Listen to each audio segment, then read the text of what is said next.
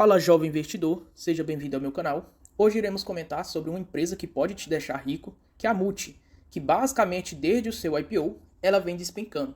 Já consta aí, desde os lançamentos do papéis, uma queda de mais de 80%, chega nas cotações aqui de R$ 2,59, sendo que lá atrás a empresa lançou seus papéis a R$ 12,98. Então, de fato, é uma queda absurda. Se a gente pegar aqui, nos últimos meses, o papel chegou a ser cotado a R$ 1,26. E aí vamos estar entendendo se essa empresa, de fato, é uma oportunidade ou não neste vídeo. E antes de comentar sobre tudo isso, gostaria de convidar você a se inscrever no meu canal. O canal irá comentar sobre resultados trimestrais das principais empresas listadas na bolsa e também trazer notícias do mercado financeiro. Então se inscreva no canal para não perder nenhum conteúdo. Então vamos lá. Então, primeiro ponto é que nos seus destaques, eles relataram aqui uma receita líquida abaixo de 800 milhões. Então, a gente vai perceber que é uma queda recorrente na sua receita. Além disso, eles reportaram prejuízo bruto de 52,4 milhões de reais. Então, a empresa não apresentou lucro no primeiro TRI de 2023. E, além disso, a EBITDA também veio negativa, ou seja, uma EBITDA negativa de 295,3 milhões de reais. Então não é à toa que as cotações vêm despencando, porque cotações seguem resultados e os resultados da empresa estão fortemente impactados. Aí, a geração de caixa, eles enaltecem a geração de caixa da empresa, que de fato foi interessante, representando aqui 170,8 milhões de reais, e eles também conseguiram diminuir a dívida líquida em 26,7%, saltando então antes de 546,9 milhões para então 400,7 milhões de reais no primeiro TRI de 2023. Então, de fato, eles conseguem reduzir essa dívida e aí eles têm um ótimo caixa que faz ficarem tranquilos em relação a honrar essa dívida. Então, o destaque veio aqui para a geração de caixa e também a diminuição da dívida, e aí vocês irão entender o que está impactando fortemente os seus resultados. E basicamente são por problemas não recorrentes, e aí esses problemas não recorrentes de fato impactaram bastante a empresa. E aí, por exemplo, travamento e entrada de mercadorias e matérias-primas paralisadas à produção. Então, basicamente aqui é um sistema muito lento. Então, eles destacaram que há um problema no sistema, onde existe esse travamento no sistema, onde tem que parar a produção para fazer, então, esse destravamento, deixando, então, matérias-primas e também os produtos de serem produzidos, dando aqui um prejuízo operacional absurdo. Então, esse problema foi reportado aqui desde o janeiro a março. Então, eles relataram que esse problema já foi superado. Então, é um problema que é não recorrente, que provavelmente no próximo trimestre não será reportado. Há também essa lentidão na produção, que também está relacionado ao tópico anterior, e teoricamente eles falaram que 70% já foi solucionado desse problema, e basicamente então estão quase aqui melhorando e otimizando a linha de produção aqui dos seus produtos, gerando então aqui outro resultado ruim operacional. E aí também tem travamento de faturas, erros de cargas e dados também fazendo aqui a devolução. Então, basicamente, aqui é a questão de contábil. Existiu um erro contábil aqui dentro da empresa em questão de emissão de notas fiscais, emissão de outros tipos de notas de produtos, quantidade de produtos que não poderiam ser entregues de forma totalizada, e aí eles tiveram que fracionar. Isso aumenta também a quantidade de fretes que eles terão que arcar. Então, os custos dos fretes também foram bastante impactados aqui os resultados operacionais da empresa, e essa dificuldade então na separação dos produtos afetou de fato a logística da empresa. E também é outro ponto não recorrente que eles estão trabalhando para solucionar isso, e eles reportaram que de fato já conseguiram sanar esse problema. E aí também através de outras complexidades adicionais, que a empresa ela passa por uma quebra de contrato, principalmente de órgãos governamentais, e a gente vai ver que é uma série de problemas que a empresa vem sofrendo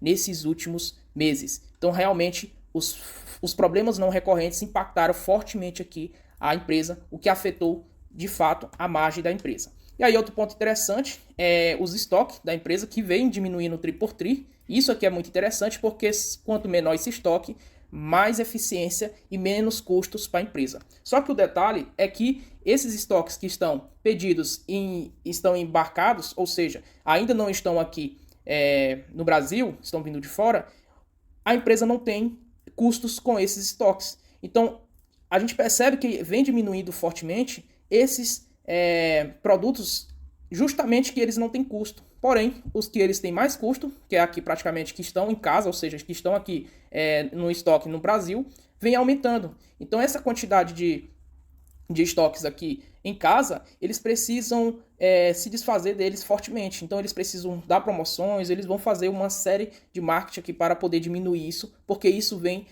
dando muito custo à empresa e a gente percebe que vem aumentando aqui desde o segundo TRI de 2022. Então, foi relatado isso, que de fato eles precisam otimizar isso aqui, precisam diminuir essa quantidade de estoque e fazendo isso, já para o segundo trimestre de 2023, esperam uma quantidade bem menor de estoque aqui em casa para efetivar aqui as questões das operações e melhorar também a questão do crescimento das despesas. Então, eles focam em diminuir os custos, focam em melhorar as receitas operacionais e aí fazendo com que a empresa apresente uma EBITDA positiva no segundo TRI de 2022. E aí a receita, quanto à margem, também a gente vai ver quedas, e são quedas fortes mesmo. Se a gente observar do quarto TRI para o primeiro TRI de 2023, é uma queda de quase 30%. E se pegarmos o primeiro TRI de 2022 em relação ao primeiro TRI de 2023, é uma queda de 19,6%. A margem, então, reportaram negativa de menos 6,7%. Lembrando que lá atrás a gente estava falando de uma margem bruta ali de 28,4%. Então, realmente são resultados ruins. E aí, um ponto muito interessante nesse slide que a gente pode observar é que essa margem ela foi afetada duramente pelo segmento aqui de smartphones. Então, esse segmento afetou demais a margem da empresa e também as receitas da empresa, porque a gente consegue observar que nos dois outros segmentos a gente viu crescendo as suas receitas. Então, se a gente observar aqui em relação ao que foi reportado, a gente vê que cresceu tanto as receitas quanto nos demais segmentos. Então, por exemplo, aqui a receita de margem bruta, desconsiderando aqui o segmento de smartphones, a gente vê que saltou de 15,8% para 25%.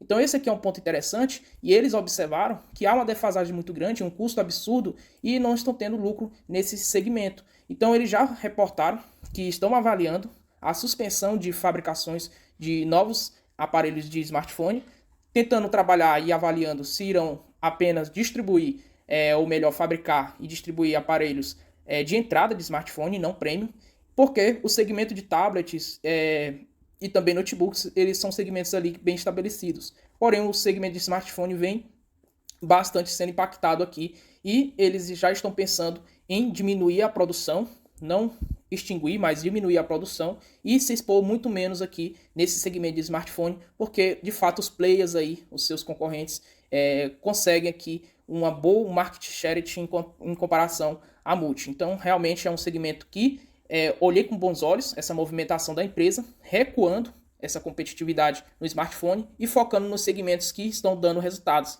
que são segmentos que apresentaram aqui crescimento na sua margem bruta e também nas suas receitas. Então é bem interessante esse slide aqui para a gente observar. E aí, consequentemente, EBITDA impactada fortemente, apresentando uma EBITDA negativa de menos 37,6%. E lembrando que a EBITDA passada do quarto TRI de 2022 já foi reportada negativa também. Foi uma EBITDA negativa de 150 milhões de reais e agora a gente vê uma EBITDA negativa de 295 milhões de reais. Ou seja, os resultados vêm piorando trimestre a trimestre. E aí a gente observa que, consequentemente, o lucro líquido também, a gente vê prejuízos aqui sendo reportado. Então, lucro líquido lá no primeiro trimestre de 2022 de 171 milhões de reais, depois uma queda para o quarto TRI de 2022 para 205 milhões e agora no primeiro TRI de 2023 um prejuízo reportado de 342,6 milhões de reais. De fato, a empresa reportou e teve bastante impactos aqui negativos. E, consequentemente,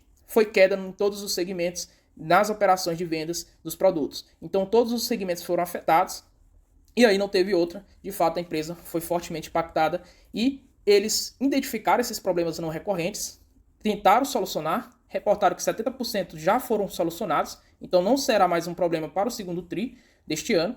E, além disso, eles estão avaliando a diminuição de exposição em smartphone, que é o segmento que eles têm apresentado altos custos e um péssimo retorno. Então, de fato, a gente vê a otimização aí da empresa. E aí, os destaques futuros, Estabilização então completa da SAP, corte da linha de deficitários, que é justamente o corte ali de smartphones, essas exposições, foco na geração de caixa e também investimento aqui na CEO, que é uma empresa tecnológica que investe aqui, foram investidos 20 milhões nessa empresa e basicamente essa empresa não tira esses 20 milhões de investimentos destinado aqui do seu caixa. Por quê? Porque já é previsto aqui destinação de 20 milhões, então entra como despesa da empresa e não vai impactar então a geração de caixa da empresa, esse investimento na CISO, que é uma empresa bem interessante, uma startup aí que eles vêm investindo.